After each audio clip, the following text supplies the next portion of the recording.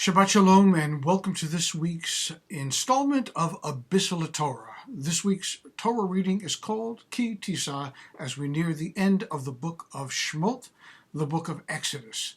And Tissa contains so many elements, from a census to a meeting between heaven and earth, the subsequent giving of the tablets.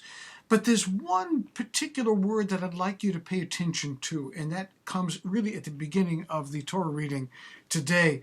It says, "V'nat nu," and you shall give.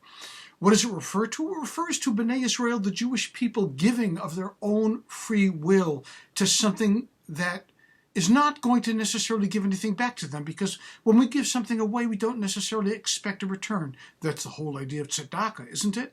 When you do tzedakah, when you do righteousness, when you do acts of justice, you don't expect to get things back to you. But when you do things that are altruistic, when you do things even if you feel like you're almost being compelled to from above, and so maybe that's not quite altruism, it comes back to you in spades.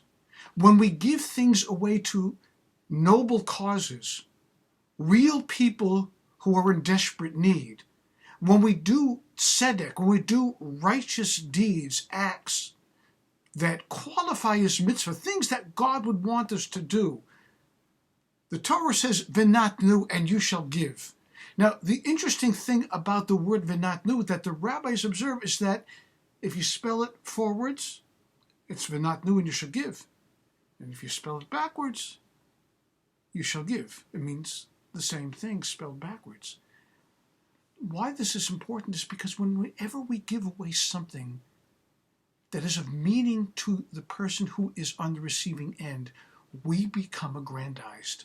We become infinitely richer by the act of giving. Does that mean we're going to become financially wealthy? No. But it does mean that we'll become spiritually wealthy in a way that does not impoverish ourselves, but elevates our soul to a grandeur that knows no boundaries. This week, make it a point of remembering the lesson of V'nat nu.